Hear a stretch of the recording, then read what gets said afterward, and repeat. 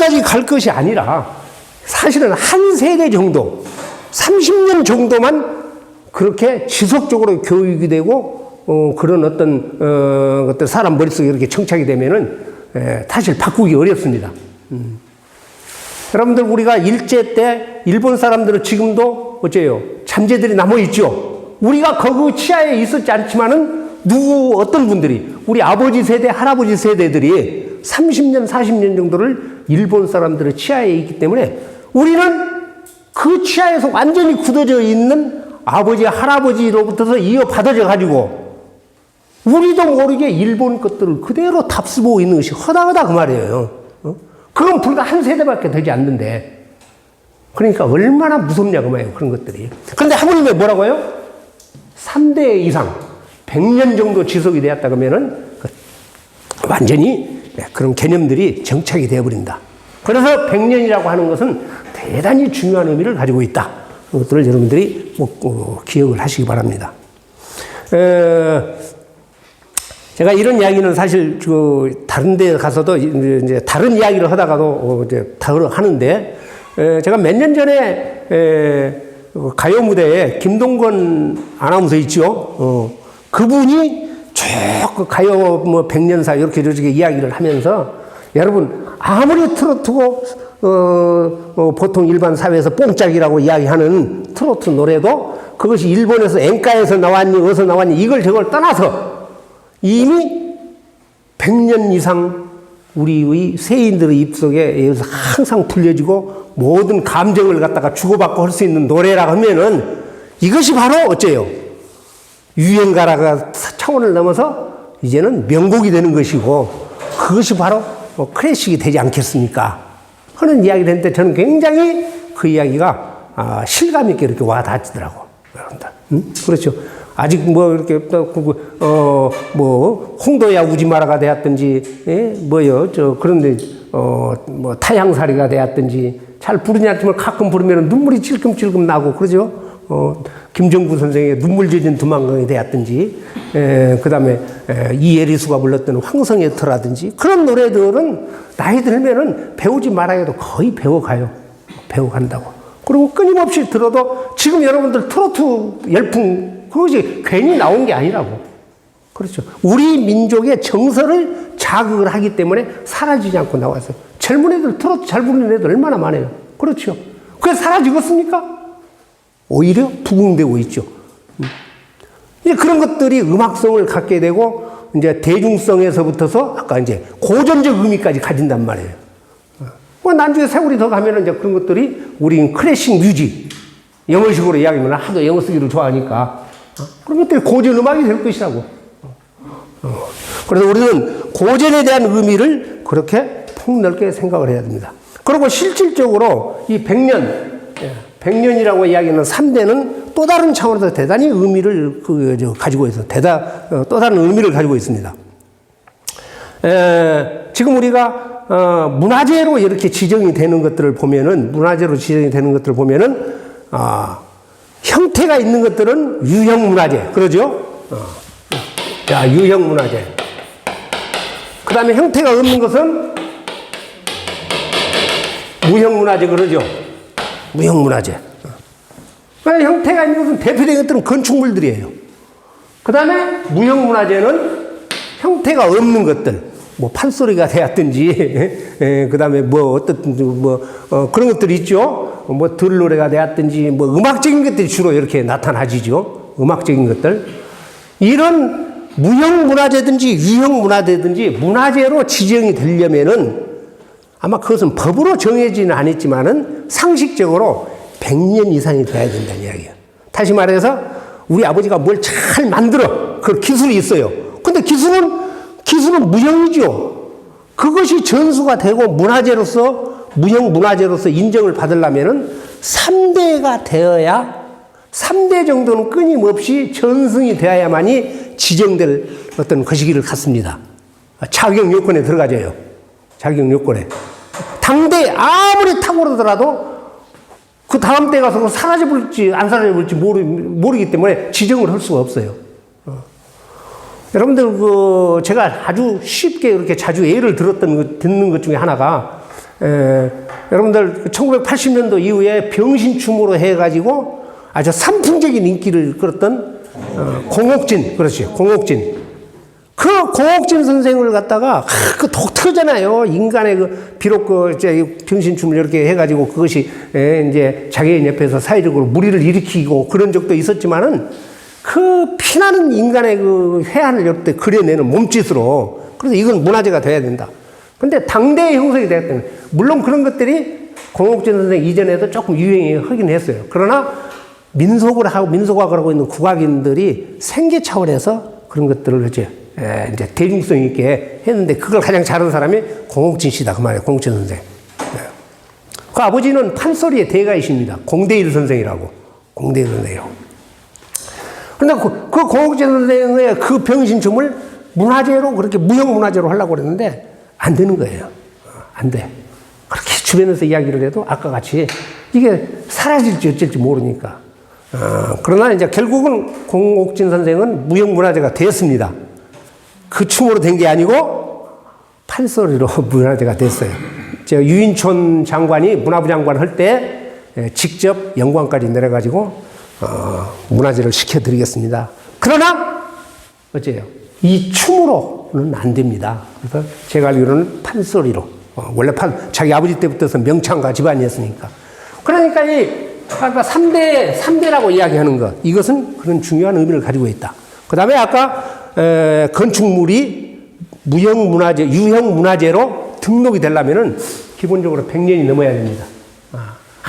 우리 집 사당이 이렇게 제각이 굉장히 아주 잘 짜져 있는데, 그러면 일단 이렇게 심사를 나올 때 100년이 되었느냐 안 되었느냐 그렇게 따져요.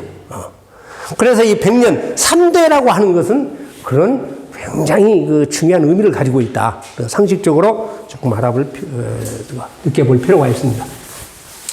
자, 그러면은 우리는 고전이라고 하는 것은 통상 어떠냐?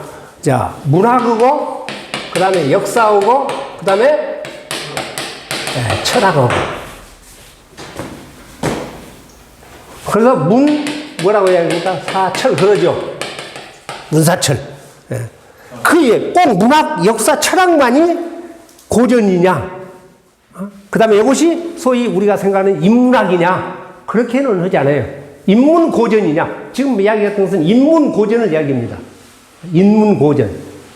고전 중에서도 인문학 쪽의 차원에서 인문고전, 문사철을 대표적으로. 그 외에도 이제 다양하죠. 사람들이 행하는 모든 책, 예술품, 작품들, 그런 것들은 전부 다 고전에 속을 수도 있고 인문학 분야에 속을 수도 있겠지만 대표적으로 그래서 고전, 인문고전.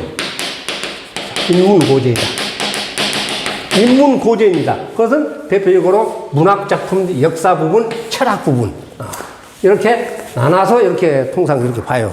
그러면 어떤 것들이 문학작품 속에서는 고전이냐? 한번 예를 들어보면은 뭐가 있겠습니까? 문학작품으로서는. 고대에서 보면은, 서양에서 보면은, 일리아드, 호머의 일리아드 오디세이 같은 것들, 대서사시지요. 그 다음에 로마 건국 신화를 갖다가 이야기를 해놨던 베르길루스라는 사람이 지은 아이네아스 같은 것들. 자, 기원 전에 나왔던 책들이에요. 그런 것들은 여러 문학작품 소재를 이렇게 날 수 있는 것들이죠. 그 다음에 더 이제 고대로 갈 것이 아니라, 벌써 그것도 400~500년 이렇게 됐지만 서양에서 이야기하는 섹스피어 작품 같은 경우. 그러죠? 햄릿이라든가 로미오의 주리엣이라든가 일리아드, 뭡니까? 리어왕, 맥베드? 그런 것들이 전부 다 500년 이상. 그런 책들은 가지고 있는 것이 인간의 본질을 이야기하는 거예요. 죽느냐 사느냐, 그것이 문제로다. 얼마나 그 고통 속에서 한마디 읊었던 것들이 로미오 주리엣의 대화를 나눴던 것들. 그대가 로미오라면 로미오 이름을 버리세요. 나도 그러면 캐플렛입니까? 그 이름을 나도 버리겠습니다. 사랑한다면 그렇다는 이야기죠. 모든 것을 다 버리겠다. 어린 사람들의 장난이라고 이야기할 수 있으라는 건 몰라도 사랑의 본질을 이야기하는 거예요. 그런 것들이 수백 년에 걸쳐서 이렇게 지켜왔기 때문에 여러분들 톨스토이의 부활이라든가 안나 까레리나라든가 뭐 러시아 작품 중에 도스토옙스키의 또 뭐 죄와 벌, 뭐 카마라조프 형제 뭐 이런 것들. 그런 것들은 아무리 뭐라요. 지구가 완전히 멸망해가지고 새롭게 재탄생되면은 어쩌려는 건 몰라도 그런 것들은 고전 속에 다 들어가진단 말이에요. 이미 수백 년을 이렇게 흘러왔고. 우리도 마찬가지죠. 문학 작품 속에서 서양에까지는 널리 안 알려졌을려면 몰라도 홍길동전이 되었던 간에 그 당시에 어째 우리 시대상들을 정확히 표현을 하고 있죠. 반상의 제도라든가 그런 것들 여러 가지 그런 책들. 그 다음에 음악도 마찬가지죠. 베토벤의 음악이 되었든 모차르트의 음악이 되었든 우리나라의 이야기는 아까 판소리 같은 것들 수백 년 동안 어째요. 우리의 심성을 그대로 서양까지 안 알려 있을 뿐이지 아는 사람들은 그렇다 그 말이죠. 그런 것들은 문학 어떤 범주에 속은다. 역사 범주에 속은 것은 말할 것 없이 많지요. 역사 범주에 속한 것들은 대표적으로 동양에서 아주 사마천의 사기가 되었든지 우리나라의 삼국사기, 삼국유사 같은 거 전부 다 역사 고전에 속은다고 말이죠. 그런 것들은 물론 하나의 지역에 우리 민족이라는 하나의 좁은 지역에 이렇게 국한이 되기도 하지만은 그런 것들은 역사 고전. 그 다음에 철학적인 고전은 이제 또 말할 것이 그렇게 많죠. 우리가 통상 이야기하는 모든 서양 철학자들이 이야기하는 것들, 동양 철학자들이 이야기하는 것들, 그런 것들은 전부 다 철학 고전에 다 들어간다고 말이죠. 그런데 이렇게 문학 부분이라든가 역사 부분이라든가 철학 부분 이런 것들을 총괄해서 아울러서 하는 인문 고전은 저는 종교적인 경전이라고 이야기를 해요. 생각을 해요. 그렇죠. 동양에서는 사서 삼경, 사서 오경 이야기를 하는 것들. 서양에서는 성경이 되었든지, 그 다음에 인도의 불경이 되었든지, 그렇죠. 코란이 되었든지, 뭐 그렇죠. 노자 장자 사상이 되었든지 이런 것들은 종교성을 띠고 있으면서도 역사와 문학과 철학 이런 것들을 그러니까 그런 경전들은 단연 고전의 탑을 이루고 있고 그런 것들은 모든 후대 문학 작품을 낳게 할 수 있는 근원이 거기에 들어있다는 이야기죠. 그러니까 우리는 금방 말씀드린 종교적인 차원에서의 그런 작품들, 그런 경전들이라고 이야기하는 것들은 고전 중, 특히 인문 고전 중에서도 탑으로 칩니다. 최고예요. 그건 아까 문학, 철학, 역사를 구분할 것 없이 전부 다 아우르기 때문에. 그래서 금방 말씀드렸듯이 우리는 고전의 여러 가지 의미를 이렇게 폭넓게 이해를 하고 이렇게 해 나갈 필요가 이해를 할 필요가 있습니다. 그러면은 고전이라는 것을 어느 때 우리가 우선 고전은 왜 그렇게 그러면은 사실 읽어야 된다고 봐야 된다고 감상해야 된다고 하면서도 그렇게 잘 접해지지 않는가? 일단 고전은 대개가 많은 뜻을 함축하고 있습니다. 그 다음에 특히 동양 고전 같은 경우에는 문장이 굉장히 짧지요. 단문이다 그 말이에요. 그러면서도 많은 뜻을 가지고 있기 때문에 이해하기가 어려워요 사실은. 그런데다가 그것이 양이 적냐, 양이 또 방대해요. 그러니까 많은 뜻을 함축하고 있으면서도 난해한 의미를 가지고 있다. 어려운 의미를. 그러면서도 양이 방대하기 때문에 접으면은 나도 솔찬히 알고 있었다고 했는데 이렇게 내가 무시겠는가 하는 생각부터 들어가서 게임이 얼른 안 된다고. 접근성이 떨어져요. 그것이 사실 고전. 근데 고전이라고 하는 것들은 그런 의미를 포함하지 않을 수가 없어요. 왜? 여러 세대에 걸쳐 와가지고 진행이 되어 왔기 때문에. 여러분들 베스트셀러 하면은 한순간이죠. 근데 그러한 베스트셀러가 쭉 연이어가면은 소위 고전의 역할을 하지요. 그래서 변함없이 읽혀져 나간다. 변함없이 읽혀지면서 팔려 나간다. 그래서 스터디셀러. 그러죠. 한순간에 유행되고 말하는 것은 베스트셀러 그러죠. 이 베스트셀러가 아까 우리 트로트 유행가를 지금은 이렇게 명곡이라고 해도 되지 않겠습니까? 이런 의미하고 거의 같아요. 그러니까 대부분의 베스트셀러는 한순간에 유행이 되고 한 시대의 시대상만 반영을 하고 끝나버린다 그 말이에요. 그러나 그 당시 시대상을 나타낸 것이었지만은 끊임없이 반복 인용이 될 수가 있으면은 변함없는 하나의 작품, 예술품, 책으로 이렇게 남게 되죠. 그러면 스터디셀러가 되는 거예요. 순간적으로 번쩍하지는 않지만은. 그래서 고전이라고 할 수 있으려면은 금방 같이 고전의 특성은 그런 것들이다. 그래서 우리는 고전을 어떻게 접해야 되는가? 접해야 되는가? 그게 이제 그것이 문제가 되죠. 읽기는 읽어야 되는데 어렵고 양이 많고 그러기 때문에 잘 접근이 안 된다. 그래서 어째야 돼요? 보기는 봐야 된다 그 말이에요. 왜? 거기에 인간이 살아갈 수 있는 모든 지혜가 다 담겨져 있기 때문에 봐야 된다 그 말이죠. 누군가 딱 그렇게 또 증명을 해왔고. 그래서 고전을 어떤 사람들은 그렇게 이야기를 하는 거예요. 고전을 동서를 막론하고 고전을 읽어가는 것은 일단 끈기가 있어야 된다. 한 번에 읽으려고 재밌는 소설책은 밤새도록 읽어도 되지만은 고전은 그렇게 해서 읽어도 되는 것이 아니다 그 말이에요. 성경이 되었든 불경이 되었든 논어 맹자 중용 대학이 되었든 간에 하루아침에 다 읽어서 뭐 아무 의미도 없고 그래서 꾸준히 천천히 이렇게 해야 한다. 그래서 첫째는 끈기가 있어야 한다. 그 다음에 또 어려우면서도 반드시 거쳐가야 될 것이 무엇이냐면은 바로 그 고전이라고 불리우는 작품, 책이 만들어질 때의 시대 상황을 정확하게는 아니라도 상당히 알고 있어야 한다는 말이죠. 그게 이해가 가면, 다시 말해서 그 책이 편찬되어질 무렵, 만들어질 무렵에 그때의 시대 상황, 다시 말해서 성경이라는 것이 나왔을 때 그 당시 유대인들 상황, 논어라는 책이 나왔을 때 맹자 중용 대학이라는 책이 나왔을 때 지금부터 2500년 안암파고 시대 상황 그런 것들이 이해가 안 되면은 접을 수가 없어요. 그러죠. 그래서 그 당시에 사회상은 어땠었고 그 당시에 문물은 어땠었고 자연환경은 어땠었고 지역의 특성은 어땠었고 그런 것들이 이해가 돼요. 그래서 한 번에 많이 읽을 수가 없다는 이야기예요.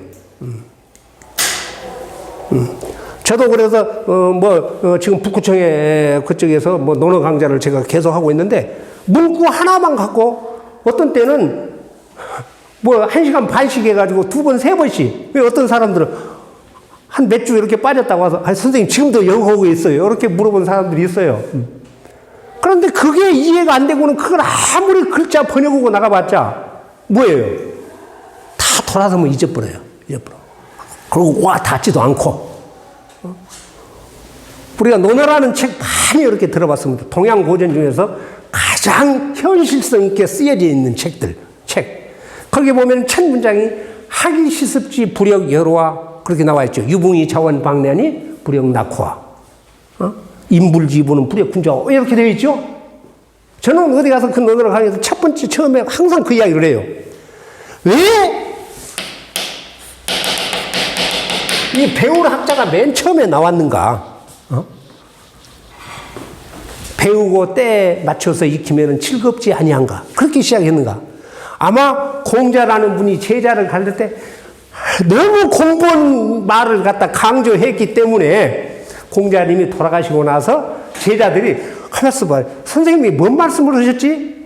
이걸 생각하니까 제일 먼저 많이 이야기하고 항상 이야기했던 것들이 떠오를 것 아닙니까? 우리도 이제 부모님들이 돌아가시고 나면은 아버지가 맨 이야기 하셨지. 그런 이야기랑 마찬가지일 것 같아요. 그래서 제자들이 제일 먼저 우리 선생님은 제발 공부 좀 해라. 좀 배워라. 요 이야기를 하셨던 것 같다. 그래서 책을 엮을 때 제일 앞에다 내세웠지 않겠는가. 어디에도 없어요. 근데 제가 생각할 때 그러는데 상당히 맞지 않겠느냐 하는 생각이 좀 들어가긴 해요. 일리가 있는 것 같아요. 어떻든 간에 그렇게 그 당시의 시대 상황, 환경 조건 이런 것들이 이해가 안 되면은 고전은 대단히 이해하기가 어렵다. 자, 그래서 시대 상황과 지리적 자연적 환경을 이해를 해볼 필요이기 때문에 차분하게 나갈 수밖에 없어요. 이 책들이 나왔을 때 예를 들어 동양 고전 같으면은 혼란했던 춘추 전국 시대 때 그 혼란함을 잡아보기 위해서 많은 사상가들이 나오죠. 소위 뭐라고 이야기해요? 제자 백가사상이라고 이야기하는 것들. 이런 개념 속에서. 그러니까 그때의 역사를 재미있게 이렇게 읽어볼 필요가 있습니다.